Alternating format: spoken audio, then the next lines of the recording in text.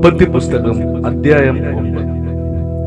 ദൈവം നോഹയെയും അവന്റെ പുത്രന്മാരെയും അനുഗ്രഹിച്ച് അവരോട് അരുളി ചെയ്തെന്നാൽ, നിങ്ങൾ സന്താന പുഷ്ടിയുള്ളവരായി പെരുകി ഭൂമിയിൽ നിറവിന്.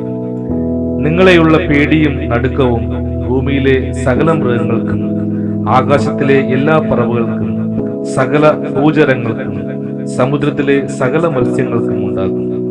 അവയെ നിങ്ങളുടെ കയ്യിൽ ഏൽപ്പിച്ചിരിക്കുന്നു. ഭൂചര ജന്തുക്കളൊക്കെയും നിങ്ങൾക്ക് ആഹാരം ആയിരിക്കട്ടെ.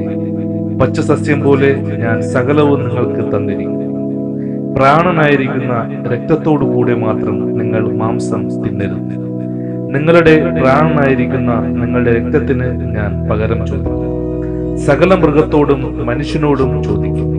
അവനവന്റെ സഹോദരനോടും ഞാൻ മനുഷ്യന്റെ പ്രാണന് പകരം ചോദിക്കും. ആരെങ്കിലും മനുഷ്യന്റെ രക്തം ചൊരിയിച്ചാൽ അവന്റെ രക്തം മനുഷ്യൻ ചൊരിയും. ദൈവത്തിന്റെ സ്വരൂപത്തിലല്ലോ മനുഷ്യനെ ഉണ്ടാക്കിയത്.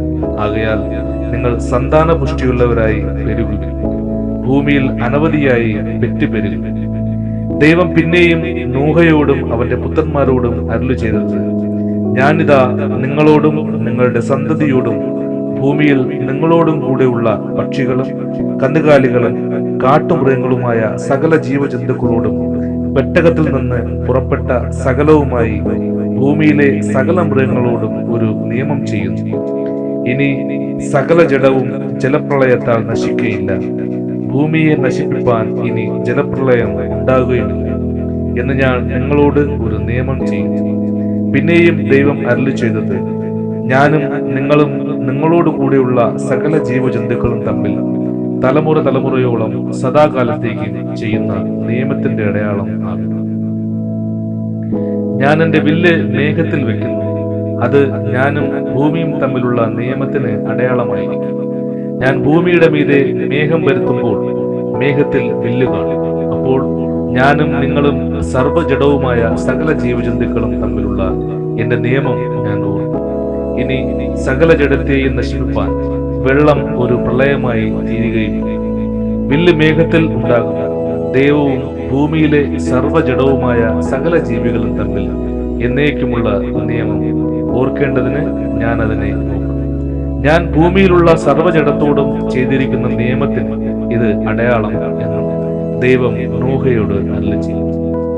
പെട്ടകത്തിൽ നിന്ന് പുറപ്പെട്ടവരായ നോഹയുടെ പുത്രന്മാർ ശേമും ഹാമും യാഫേത്തുമായിരുന്നു. ഹാം എന്നവനോ കനാന്റെ പിതാവ്. ഇവർ മൂവരും നോഹയുടെ പുത്രന്മാർ. അവരെ കൊണ്ട് ഭൂമിയൊക്കെയും നിറഞ്ഞു. നോഹ കൃഷി ചെയ്യുവാൻ തുടങ്ങി.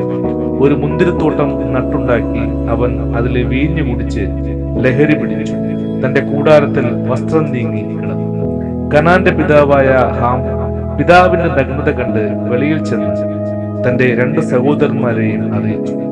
ശേമും യാഫേത്തും ഒരു വസ്ത്രമെടുത്ത് ഇരുവരുടെയും തോളിലിട്ടു. വിമുഖരായി ചെന്ന് പിതാവിന്റെ നഗ്നത മറച്ചു. അവരുടെ മുഖം തിരിഞ്ഞിരുന്നത് കൊണ്ട് അവർ പിതാവിന്റെ നഗ്നത കണ്ടില്ല. നോഹ ലഹരി വിട്ടുണർന്നപ്പോൾ തന്റെ ഇളയ മകൻ ചെയ്തത് അറിഞ്ഞു. അപ്പോൾ അവൻ, കനാൻ ശപിക്കപ്പെട്ടവൻ, അവൻ തന്റെ സഹോദരന്മാർക്ക് അധമദാസനായി തീരും എന്ന് പറയും. ശേമിന്റെ ദൈവമായ യഹോവ സ്തുതിക്കപ്പെട്ടവൻ, കനാൻ അവരുടെ ദാസനാകും. ദൈവം യാഫേത്തിനെ വർദ്ധിപ്പിക്കട്ടെ. അവൻ ശേമിന്റെ കൂടാരങ്ങളിൽ വസിക്കും. കനാൻ അവരുടെ ദാസനാകും എന്ന് അവൻ പറഞ്ഞു. ജലപ്രളയത്തിന്റെ ശേഷം നോഹ 350 സംവത്സരം ജീവിച്ചിരുന്നു. നോഹയുടെ ആയുഷ്കാലം ആകെ 950 സംവത്സരമായി. പിന്നെ അവൻ മരിച്ചു. ആമേൻ.